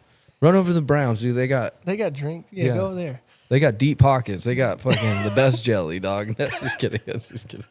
Yeah, we might have. Yeah, deep pockets. That's for sure. Yeah. Right. Yeah, we do for sure. Yeah. Yeah. I don't know, man. It's hopefully we can keep it around. You know, we got to keep raising our kids and Yeah. and hopefully It is. I still have hope for humanity. I still have hope for America. I still have hope for the American dream. I mean, it's really not that bad of a place here. I mean, you know, it's a pretty big, you know, yeah, some things are unfair and there's a lot of really jealous people, you know, but you know, why the fuck would you live, you know, I'm 38, so let's just say I'm at halftime right now. yeah, You know what I mean? Probably like, close. why would I want to sit in a miserable life that I'm not happy with, that I'm justifying why I'm staying in this life because of a certain reason other than happiness? And it's like, I don't get that shit, man. You know, it's like, go out and do things that really make you happy, honestly. It's really not that hard, man. Yeah. Fear is just a pin, it's just a veil, you know, that you can just push right through. It's not hard. You know, it's just the perception that people have that, you know, they don't want to succeed because they have a million excuses. You know, one of the number one excuses when people like, you know, I'm always like pushing people. I'm an entrepreneur, so I always push other people to be entrepreneurs. Yeah, I think it's the greatest thing. Yeah. But they always go, well, I'm doing it for the insurance. I'm like, dude, I know. you're literally fucking miserable at your job and you're just doing it because of insurance? That's crazy. Yeah. The insurance that you never use? Never. Yeah. I mean, like, no, I don't know. I'm like, dude, you guys. I hate to lose the benefits. Well, yeah, the benefits I get and, you know, like my overtime. Well, I guess now you should stay there because Trump just passed that you're not getting taxed on overtime. That's big. Potentially. You know, so, and again, I'm not knocking people that manner, but I'm just like, well, if you're so fucking miserable, dude, like, and you don't like what you do, well, but I do like it, but I don't like it, but I'm not sure. And it's like, I'm not living every day. People are confusing, bro. I am not doing that. Like that. No. I worked an 8 to 5 job, and it wasn't miserable, but I felt like that's how I started landscaping. I worked with a guy in the summers from college and then helped do some landscaping. And where'd you go to college? So I went to Rockingham Community College. Where's that at? Up towards like Reedsville, Wentworth. Oh yeah. It's not far, and so that little college that's on the right up there. Yeah. I don't know. It looks little, but it's small. It's not a big thing, but it was kind of a weird deal. So I know we're getting all over the place, but the my senior year of high school, I had talked to a few like D3s, you know, smaller schools. Baseball, right? Yeah. And one day I was actually out fishing with my dad. I think my dad or someone was on the lake, I think Lake Telson, and the coach from Rockingham called, and he was a new coach, and they hadn't had too much of a baseball team prior, and he was starting over, and he was trying to kind of recruit it pretty hard, like try to get some actual talent in there, and to make it, you know, more than just make it worth something. And so he called and he asked, you know, would you be willing to come? I had talked to Greensboro College and Guilford College and places like that. And I had considered Greensboro College. They were actually having a left-handed bat that played third like me. He was graduating and they had talked about it and they would, you know, it would be a good fit. But the money that I was going to have to pay, when I knew in my head, school wasn't quite, it wasn't for me. So I was like, right. So I'm going to sit here and pay $20,000 a year or whatever after any type of little scholarship I could get, or I could go to the community college, pay like, I don't even remember, $800 a semester, you know, right. And still play baseball. They recruited pretty hard that year. A lot of local guys, some people from, you know, further away, but it was a a good local players that ended up saying we're all going to go, and we went. We all lived, together. We had a house in there, and it actually turned out to be we had a good baseball team, and like a lot of guys after that moved on to D1 schools and, really? and stuff, and that's typically what junior colleges Right. are. That's right. So and I'm not for anybody in that aspect as far as going to college and playing sports. Junior college, I don't shoot that away from that because I saw some of the best baseball players that eventually got drafted start and go through junior college because one, they didn't have the grades. They're not, good in school, whatever. They would come to a junior college, play a year or two, either get drafted or then go to a big school. And I saw several guys that went to, we played, it was a guy named Deshaun Anderson. I don't know what he's doing now. This dude got drafted out of high school, didn't take it, went to South Carolina, won a national championship, got kicked out of school for just doing whatever he did, just not doing right, got kicked out, came to Rockingham, to play there. And this dude was nasty. He should have definitely been, if I was in his situation and I knew how I was in school and he partied a lot and he was pretty hard, which we all did, but Right. if I knew that situation, I would have just went to the league. I wouldn't have went to college, Right. but he chose that route. And what that turned into is he played a year at South Carolina, played at a junior college, and then he fizzled out. He was done. He just couldn't do it. Yeah. But dude, I had, in that junior college, we had a guy, he was our catcher, dude named Tommy King. He's probably 40 now. This dude was like, so when I was 19 years old or whatever, he had been working construction for like 10 years. He played baseball at a D1 school, dropped out, went to work, and in junior college, you still have eligibility left. Like, I could technically go back now and try to play. This dude came back, and he was like, felt like all of our dads. Best catcher, one of the best catchers that I've ever, I ever played with. I played with a lot of good people. And he came back, and he was super old. So, I mean, there's, you never know what you're going to get at those junior colleges and stuff like that. But it's, I'm not, anybody that's looking to that route, don't be shy of that. It's cheap, and it seems like that, but some of the junior college, Dominican guys, different guys that just come. Yeah. Some of these teams are nasty, and these kids are filthy baseball players and could easily play D1 baseball. Yeah. That's the route they took. Yeah. So it's not a bad route, and I don't really know how I got to that, but. No, I know. I grew up with guys that went to play at like a JUCO, junior college, and were savages. Yeah. And then I knew people that got drafted or just went straight to a D1 school and then they had all the talent in the world. They just didn't realize that, growing up you're the big fish in a small pond. And then there's like, you go to a D1 school and there's like 25 of you. Yeah. And you just can't, for some reason, get past that. The maturity level is probably not there. Your home life probably shit or you're not whatever. The big dog anymore. Right, that's what I'm saying. You're the little fish. Yeah. You're a medium sized fish at this point, and there's a bunch of you in this pond. So, I mean, there's but there's definitely other avenues. I mean, now everything's screwed up. I mean, you get into college, you're getting paid. So dude, that's ruined. I mean, that's messed up a lot. Well, it has because technically, these guys you're not seeing committed people anymore because now they're like, fuck it, I'll just go play here for money, chase a dog. Right. Yeah. That's what it's about. And so it's like, well, the Bill Belichick thing at Carolina. I seen that's kind of crazy, but I'm a Tar Heel, but yeah, I'm a Gonzaga Bulldog, dude. That's in not the basketball bad. They world, heard it. so. Yeah, they're good. This year they've kind of fell off. Yeah, but right.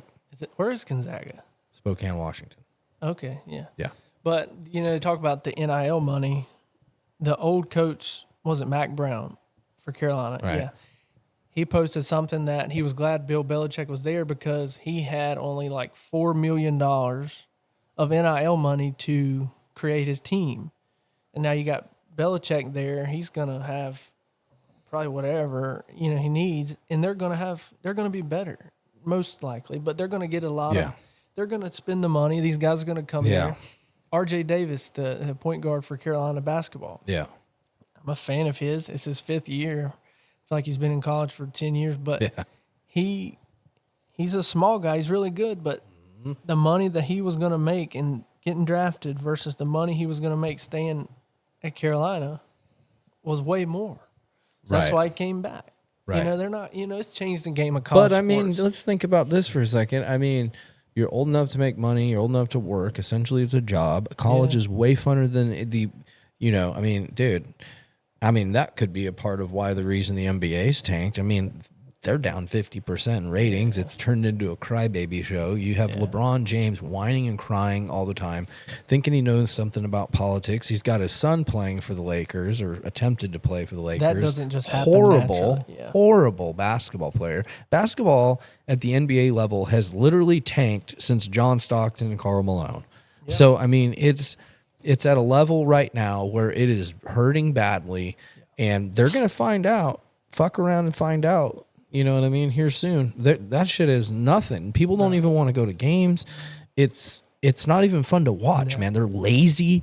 Like the All-Star, like, what are they doing? That All-Star game was the biggest joke that I've ever seen. Like, that's not even like fun for humanity. No. Like, people are like, it was like the least watched show. And I seen that, and they said they're probably definitely changing that back. I mean, yeah, but I mean, you got to think. It comes from the top down. Yeah. Look who's the head of the NBA now. Terrible, trash. Terrible. He's embedded with, China and all these. China. He's embedded with China. And so, I don't know. It really sucks because I love basketball. Obviously we grew up big Gonzaga Bulldogs fans, and my dad grew up with the Stockton boys. And what was the big center that y'all had? Greg Ostertag. Oh, wait. What are you talking about? Gonzaga. Which one? It was. I don't remember quite how many years, but it was like he was a foreign guy. What was his name? He was huge. I mean, yeah, I remember. I know who you're talking about. It's not Kelly. It's No, I used to like him. He's a big old white dude, blonde hair, monster. I thought it was like a black-haired kind of dude. Looked kind of. I can see him. I don't know. Rui. I don't know. Was he like look like he was from like Cuba or something? He was from somewhere. Rui. I'm trying to think. Yeah, I can't remember. Look that up. I'm a fan. I don't even know the players' names. Well, that's the way it is.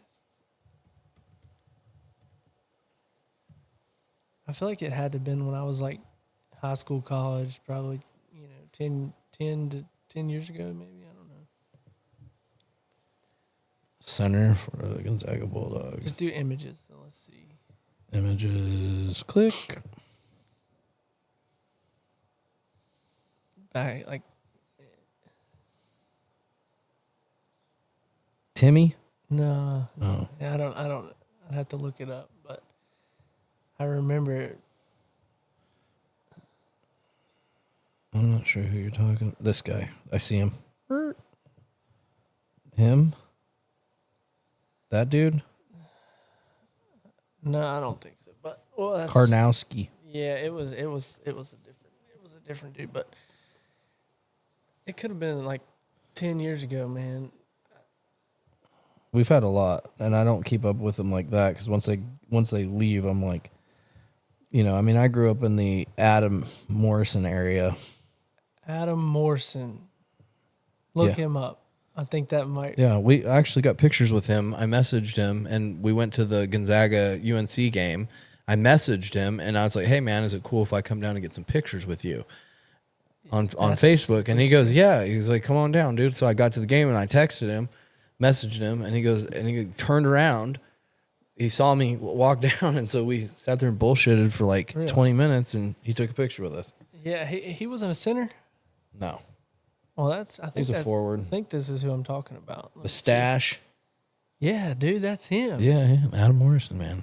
Yeah. And he went to the Bobcats. That's right. Yeah, I remember that now. Yeah, I thought he was a big guy, but no, that's him. That's definitely the guy. Yeah, his joke is that he. That is not. His joke is that he has. I can't remember. I want to say I don't know how many rings he has. As many rings as Michael Jordan. He's just never played a day in the finals or whatever. I don't know. It's kind of funny. Yeah. Adam Morrison is great, man. He's he actually he's got a podcast. Really? I was actually listening to it here a couple weeks ago. Him and John Stockton were talking. It's great, dude. So he doesn't play. No, I don't know how long ago that was. No, that was years ago. It's been probably 10 plus years now. Flies, yeah. man. I mean, he played all over and got drafted to, obviously the Bobcats, and then went from the Bobcats. I'm pretty sure from there, I think he went to the Lakers. Oh, yeah.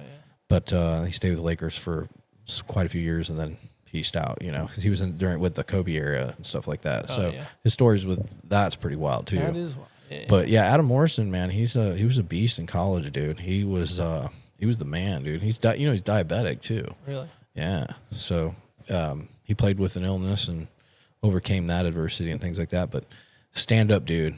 Pretty. Seems like it. Yeah, yeah. So I thought he was. Where's he from? I want to say he's from Canada. Okay, yeah. Yeah, I think he is. I could be wrong. Let's look that up. Yeah. Adam Morrison's from. Maybe he's not. He's from Washington or he's from Canada. I could be wrong about this. Let's see where he's from. He's definitely. College for Gonzaga. Early life. Casper College. Montana. Yep. To your right. Yep. Born in Montana. Yep. Yeah, so he's in Montana. Okay. That's crazy. I was wondering. I was like, wait, what? Dude got drafted in 06. Yeah. Golly. Yeah. Time flies, man. Yeah, for real. I mean, he was a beast, dude. He really was. I mean, No, he was yeah, good. Lakers. There you go. So Bobcats. Then he was with the Lakers for 2 years. Bobcats 3, Lakers 2. Then he went and played overseas. It looks like in a couple of divisions. Came back and he's now looks like he's assistant coach for Meade High School. Yeah. But yeah, my dad grew up with them boys, and so we kind of just naturally became Gonzaga fans. And my dad went to Gonzaga Preparatory High School, and so did his brothers and sisters, and so that's kind of how we became fans of the Stocktons. And then obviously we're fans of the Utah Jazz, growing up. That's still a team? Yeah. I'm just kidding. They're not really around, but they're there. Yeah, they're there. But yeah, that was a pretty fucking cool era, man. And going back and looking at some of the footage and films and of John and those guys talk about, like, how NBA was back then, where it was, they engaged with the crowd. It was very competitive. It was nasty. The Jordan era, and that was the sickest era of basketball since I've been alive. I mean, Kobe, I'd say Kobe era is pretty legit. Rest in peace, Kobe, to the late Kobe. But that was a pretty cool era too, Shaq and Kobe kind of era. It was, I lived in California, so I was still not a Lakers fan at all. Did you ever go to a Lakers game? No, but I've been to Clippers games. Okay. Yeah, I never went to, because I wasn't a fan. Yeah. My dad didn't like them, so I didn't like them. Yeah. We went and saw the Jazz play. We went and saw Stockton play. It was Jazz Clippers game. Yeah. That was pretty cool, growing up. And then when I was in 7th grade and 8th grade, I used to fly up every year to Spokane and go to the University of Gonzaga's basketball camp. Yeah. So I got to, I didn't actually like shake John's hand, but he was there giving a speech to all the kids, and got to hang out with Mark Few, Coach Lloyd, who's now the head coach of Arizona State. So, that was the era. I probably don't remember him, but his name was like Ronnie Turioff. Does that ring a bell? No. Okay. No. Anyways, but these guys, like, it was sick to be around in. Like, it was, nice facility. Like, man, that's a badass school. I was just, anyways, I was too small to play basketball, bro. But I played all the way until I didn't make the fucking varsity team because of my grades, and then I went into playing football. Well, but that's what it goes. Basketball's it's fun, man. I wasn't really that good at basketball. I played a lot. I just wasn't quite there. But you talk about the NBA, man. It's a joke. Yeah. There's obviously some serious talent, but college basketball, man, Man, I go quite often. I've been to a few Carolina games this year, and I try to go as much as I can. But getting ready to start March Madness here soon, right? Yeah, it's not far away. We're hoping. I hate to say it, man, but it's not looking good for the Tar Heels. We're on the first 4 out to not make the tournament. Yeah, you're pretty much going to have to win your division tournament. We have to win in. that, or we need to win out the last 3 games and beat Duke, and I don't think we'll beat Duke. Yeah. But Duke's pretty good this year. Duke's nasty. But and I'm not one of those fans. You know, there's a lot of fans, but like I went to a Duke game. You ever been to Cameron Indoor? No. I've never been to Duke. I've just been up there to the Dean Dome. Yeah. Is that what it is? The Dean Dome. The Dean Dome. And they might be building a new one. Really? Yeah, and it's quite a bit off campus, and so I don't know, but it would. That's a big motherfucker. It's a but big dude, place. 25, walking in there, you feel the history in there. You look up and you see Jordan's number sitting way up there. That is so sick. And the dude. intro with Jordan on the intro. Yes. The screen You're pumped. I feel like I'm gonna run on the court, dude. I need to play. Yeah. Oh, dude, I felt like I could have. Sure. That shit pumped me up so bad, dude. I'll hit a 3 on any of them. Dude, there's a song that they play and Dustin hit a 3. I'd hit a 3 on any of them. It pumps me up, dude. Yeah. I love it. There's a song they play when they intro, and we looked it up. Dustin, he looked it up forever just to find that. It is the beat to it, and the way they do it, man, it does get you pumped up. Oh yeah, dude. But we went to Duke game last year, and that's unbelievable. That's a rival like no one's Well, no, business. I didn't go to the Carolina Duke game, but I went to a Duke game last year. Okay, how'd you get tickets? You stand outside like they say, waiting? No, so you got some from somewhere. So Paul, the landscaper friend of mine, he's in like a lottery deal. Okay. To where like they'll email him once in a while, and he can buy them if he wants, and we went, but that's still the Dean Dome's. It's fun. It's a great experience. I have fun there, but Cameron Indoor Stadium, dude, that is the hands down wildest. Because it's so small. It is so small. You don't even understand by visual on TV how small that place is. Like the very top seat, all the way to the top, is lower level at Carolina. Right. Like way lower level. Right. So like it is the smallest place, man. The bathrooms are still like troughs, like old. That's like, awesome. So old, like little 6-foot opening concession stands, like super old. But it's worth going. It was hard for me to go, but it was worth it for sure. Yeah, I gotta go sometime. I want to take Easton. We've been to I've seen Wake, been to the Dean Dome, watched Spartans play. Trying to think of where else we went. I've never been to a Bobcats. We went to the Swarm. I want to go to games. that. Swarm I'd games. like to go see one of to those. a Swarm game. Yeah, they're actually pretty good. Yeah, I thought about going to see that. Yeah. We've been there, and then obviously we've seen some. I went to a UNC. I went to a Duke. I think I saw Duke and Wake Forest play. That was pretty cool out in Winston. Oh, really? And and then something happened at Duke's state facility where they ended up having the game at the Coliseum versus somebody. I can't remember who they were playing. Like something got flooded out, so we went and saw that game. I think it was UNC. Yeah, something like in the bathroom, not the bathrooms, but like the locker rooms got flooded out or something. But that was years ago. That was okay. Yeah, that was probably 7 years ago. That was a while ago. But no, it was sick. It's pretty cool living in this area. You know, you got Duke, University of North Carolina, Wake Forest. I've been to an NC State game. That was pretty cool. NC State and all the other local colleges and stuff. Yeah, I enjoy college sports a whole lot more. And I'm a pro baseball guy. That's I like pro baseball. I watch that a lot. I feel like they still play up to standards. Yeah. and they there's a lot more to it, but we're big Braves people, and we're actually going to the game that's in Bristol, the racetrack. They're putting a stadium in, Bristol Motor Speedway. Yeah. They're putting a baseball field in there in August. Really? For their summer camps? No, for the Braves and the Reds to play. Cincinnati Reds versus Atlanta Braves. Just to play? To play a game in the state, in the That's racetrack. Great. That's cool. Yeah, so they're going to do that, kind of like they do the hockey in the baseball fields. Yeah. Yeah, no, they're going to have a game in August, and we're going to get on there. Have no idea where the seats are, how they'll be, but just the atmosphere will probably Oh yeah. it'll be cool. So I go, you know, we didn't go to a Braves game last year because this is a funny story. I know we're totally rambling here, but we were going to a Braves game a couple years ago, and we usually just fly there, save a day of driving. We'll just fly there, Uber back and forwards. And it's my mom and dad, me and my wife, and we're going through TSA at the airport. What do you think my wife has in her purse? Oh no. A loaded pistol, ready to go. Going through the checkpoint, going through the bag check. Yeah, that's still a crazy. So she goes through there, and then they come pull her to the side, and she's like, "What is my hair dryer? Like, what is it?" And then she looked at me, and she was like, "Oh God!" Like she knew then. She was like, "I forgot to take my gun out of my purse." Oh no.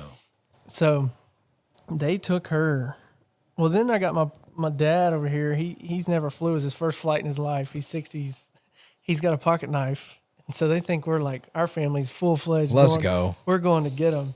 So he's like, what's going on? They're like getting a pocket knife from him. He don't know what's happening. They're coming and like swarming Morgan. And obviously, I mean, she's definitely an innocent looking, you know, lady, but they escort her to the bottom of the airport by herself. We couldn't go. And they said, you're going to miss your flight. And that's when I'm like, miss our flight? Like, what the heck, man? Like, can she not just take this back to her car? Like, it was a mistake. And they're like, no, the TSA cops are like, Oh yeah. mall cops. They don't fuck around though. No. And so then the real cops started coming. They escorted her to the bottom, and every like 100 feet, another cop would join. Like, they walk her down here. So we're thinking, well, we're going to miss our flight. We're not going to get on there. They take her down to the interrogation room, and they're like unloading the gun and talking, putting it out on the table like she's some major criminal. And then the actual police officer comes and brings her to the terminal in time so we don't miss our flight. Right. He had to call, I think it was American Airlines, to release her to fly since that happened. And they said that, he said, look, you know, it happens a lot, but, you know, the TSA has a separate charge. Like, the police have a charge and TSA has a charge. Right. The cop said, well, we'll definitely drop ours. I mean, you know, we'll drop that. The TSA fine was $15,000. This is the fine. And yeah, for sure. It's been 4 years now. It's still open. The case is still open. She will never see that gun again. It's gone. Like, who knows where it's at? Somebody's probably got it at their house. Probably. But, so the gun's gone. The case is still open. They sent me a letter like, if you pay $5,000, we'll drop it. And I'm like, well, no, I'm not doing that. Like, she had a lawyer. She'd been through all that. And it's still open, but they say they have so many of these cases that one day down the road, however many years, they'll get back to your case and they'll call you and be like, what's the deal here? So that's the kind of boat we're in now. But yeah, so it's a funny story about that. That's crazy. So she, we can't take that with you. No, So TSA don't fuck around. No. Well, I mean, I've had my seasonings they probably in my backpack, and they pulled me to the side and swabbed every single one of them. Yeah. Because they, obviously they think there's some type of cocaine. Yeah, I'm like, yeah, okay. So I'm sitting there filming the lady as she's doing it. I was like, check this shit out, dude. Smell it. Yeah, exactly. Yeah. So but hey, you know what? They have a job to do, man. No, I'm glad they we checked that. Fucking planes are scary, like. You know, the only plane that hadn't had a crash, Spirit, baby. And they said, it's because they have the best pilots, of course. They probably do. They're the G's. They're just Have the best pilots. Did you see that video? Maybe. Someone put a video out that showed all of them are like 30-year military really pilots, and I don't know. They probably just trolling people. It's because they have like the least amount of flights, probably. Yeah, we've always avoided Spirit. Yeah. I've never flew Spirit. We're like, no, we're not getting on Spirit. Yeah. They say if you fly Spirit, you're going to become one. Whoa. So that's what they say. That's a good one. But now there they are. Every other plane's like there they flipping. Delta and all flipping down the runway. But the thing about it is like this stuff has been happening, dude. They just don't cover it because they're trying to freak people out. And now all of a sudden they're covering like It's like, dude, it's super safe to fly. Like these planes are really safe, dude. Yeah, There's for really sure. no reason to be Just worried once about in a it. while they'll flip. Some things, on the yeah. I runway or mean, you something, know, but you just don't you're want to good. be on that one. You're just hoping like today is not my day. But yeah, They well, because gave- we're going to Florida in May. We're gonna actually go see a Rays game, Tampa Bay. Okay. So we're Yeah. gonna go down there. So it's- Rays versus. But they're not playing at their stadium this year. I don't know where they're playing. So that's the problem. So I'm sure the tickets work the same, but the Rays Stadium, you might rip the roof off in the Right. hurricane. So where are they playing? They're playing all their games at the Steinbrenner, the Yankees spring training field this year. Their home games. It's a super nice place. It's, Oh, it is okay. yeah, but it's not like the Dome. Right. Yeah, yeah, this is in the end of May is when we're going. So Yeah. we're going to see them play the Blue Jays, Toronto Blue Okay. Jays. Yeah. I want to take Easton to a game. So I was like, let's go to a pro game down there while See we're down Vladimir Guerrero's son. You remember him? there. No, Vladimir Guerrero? I don't know baseball like that. Okay. If you said Ken Griffey Jr., I'd be like, yeah. All right, yeah. Alex Rodriguez, Derek yeah. Jeter. Derek Jeter, yeah. Yeah. That's kind of my. No, I got you. But Vladimir Guerrero is in the same level as your Jeters and all Oh, that. is he? Yeah, Okay. yeah, he's Hall of Fame. But his son plays with Toronto. Oh, he does. He's okay. a first baseman, third baseman, yeah. And I then, gotcha. You know, Max Schrogger, Oh. big time. He'll be in the Hall of Fame, but he's with Toronto now too. So it's Well, because Easton's playing now, so now I'm like Oh, yeah. getting into it. And dude, know. baseball. Alan, you know, we go up there and train at Alan's Yeah. place, like I told Yeah. you, and Easton loves it, man. We were out here. I'm proud of him, man. He's just becoming a freaking heck of a kid, man. And I picked him up from school the other day, and he's like, "Dad, are we going to practice baseball?" And I was like, "Bud, that's Sunday. We're gonna go Sunday, ready. right?" And so he goes, "Well, I thought we were gonna go today." And I was like, "Well, when we get home, do you want to grab some snacks in the bat and go over to the field right up here?" Yeah. And he was like, "Yeah." So we came home, got out, and he goes in, gets his bag, puts everything in his backpack, grabs his snacks. Of course, he eats them about all the way there, you know, so now he doesn't have it. No, he had a couple left over. Gets his drinks, lines up, "Dad, you ready to go?" And so now I'm grabbing the T-ball, bag, all that stuff. And we ended up hiking over there, walking, you know, because the baseball field's right here. Yeah. So we just walked through the woods, pop out on the other side, and we were out there for took a good 45 ball minutes. right off the face at that field. Did you? before. Yeah, for sure. But that's the thing, man. The kids So are cool, eager man. like that, and it's you know, that's the fun. Them are the fun days because, you know, I used to literally put my uniform on.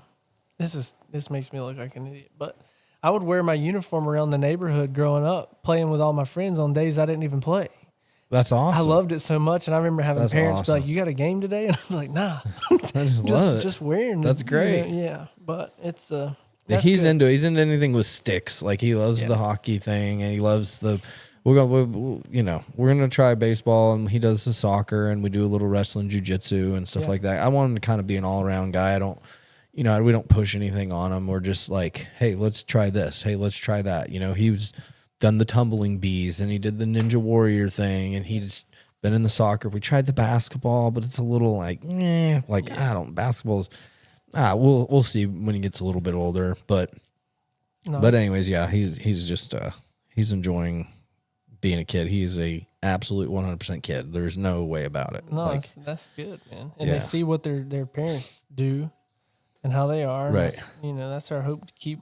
and he's into hunting, which I love. Yeah. You know, he's into hunting. He's into I start talking about turkey season. You're about ready for We're that. getting ready to go here. Yeah. So here about another month, we'll be rock and rolling. Got a couple places I'm gonna go this year, and They say it's hard. I've never it's turkey hunted. tough, man. Yeah, it's a I wasn't really into it like probably 4 or 5 years ago, and then we kind of slowly started getting into doing turkey hunting. Yeah. Because I was like, I want to hunt, and I got to Yeah. find something. But I'd say it's a lot more intense than duck hunting for sure. Really? Yeah. Oh yeah. When they get up close to you, and you can call them in, and they're moving around, and they're Get you. their eyesight's like absolutely insane. They can see everything, and Yeah. you can get that close to them. That's pretty wild. A wild turkey like that. So No, it's what I hear. I mean, I know a lot of good hunters that have yet to kill a turkey. That Yeah. just, yeah, I killed that one right there down at the coast last year, and there's a little video on on Gnarly Nation podcast on Yeah. YouTube that shows Okay. our editor. Shout out to Trevs. He came down here, flew in from California, and filmed the whole hunt, and That would, it was so cool, dude. Yeah, and the crazy thing is, like, we killed one the night we got there, so it was Really? like, yeah, so like, wow. but yeah, Yeah. we're gonna go down again this year and do it again. So. You know, my buddy Cooper that's been talking about. Yeah. You know, he's the biggest hunter. I mean, Big turkey guy. not everything. He's a deer and turkey guy. You heard of Hank's game calls? Yeah. Yeah, I got Austin Hanks coming on. Okay. He's gonna come on March 17th. So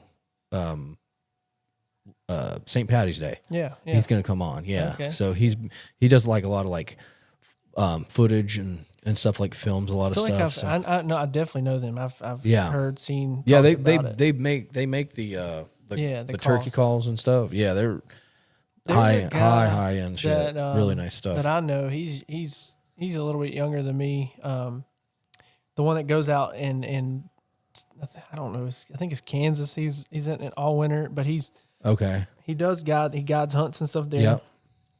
But I think he's like he's a videographer for. That's what he does with them. He he does the filming. He lives here. Okay. I think he's home now. I think he would, man.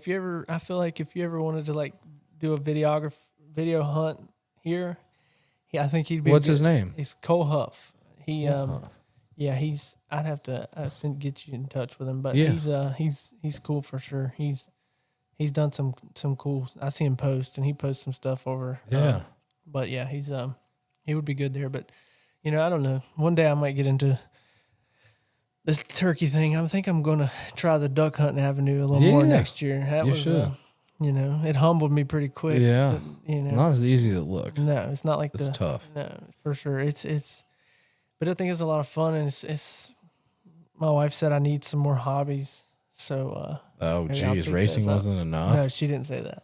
She always says I don't need more. I definitely, but the racing thing, as far as the summer, man, you're so tied up, you're so busy. Oh yeah, dude.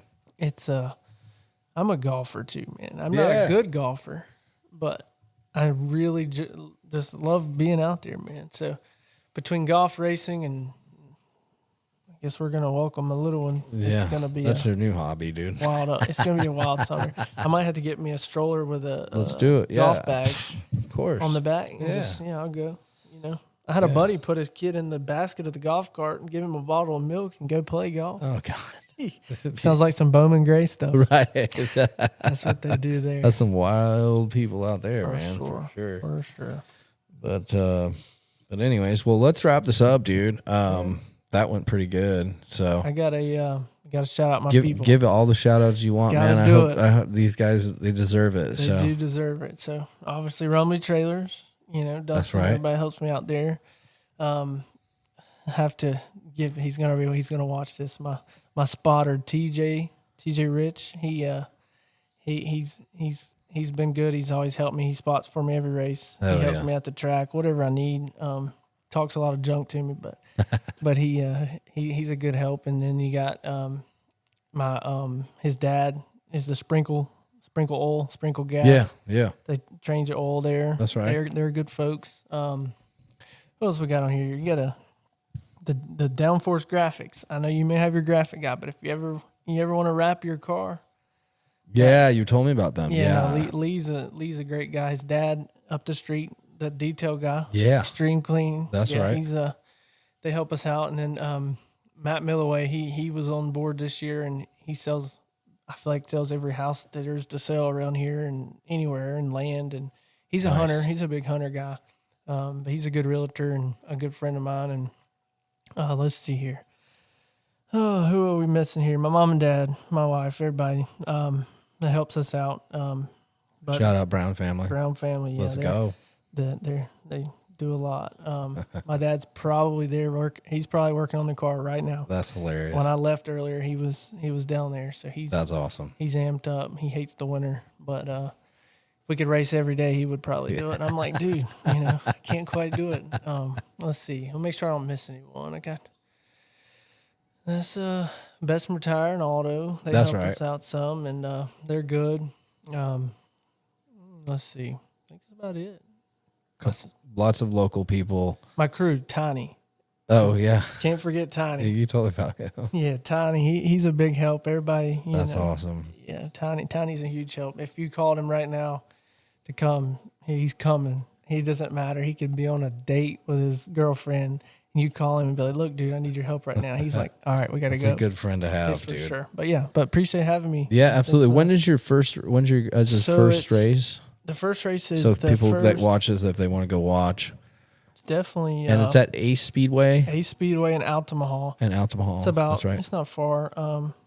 April 4th. April 4th is your first race. Yeah, it's gonna be. It should be, a big car count. I think it'll be a good open tonight.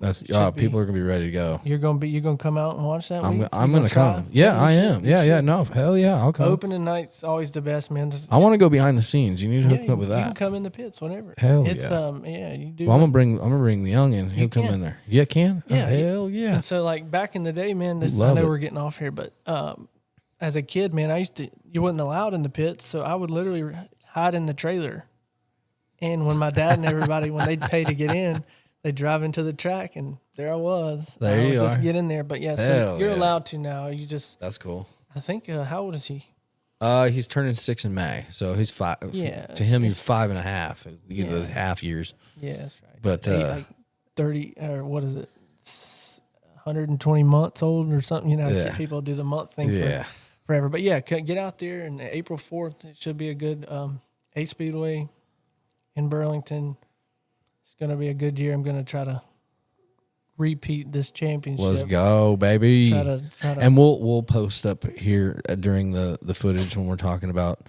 And what's your number on your car? Number 10. Number 10, baby. 10 for the win. Yes, sir. So we'll post up some pictures up on here during the podcast, so people can see who you are and stuff like that. But listen, man, I appreciate your time and your time away from your family to come out here and bullshit with me, man, and talk, and hopefully your wife doesn't kill me. Nah, so but we'll have to do it again, dude. And again, I appreciate you, brother. Thank you. Appreciate it. All right, we'll talk.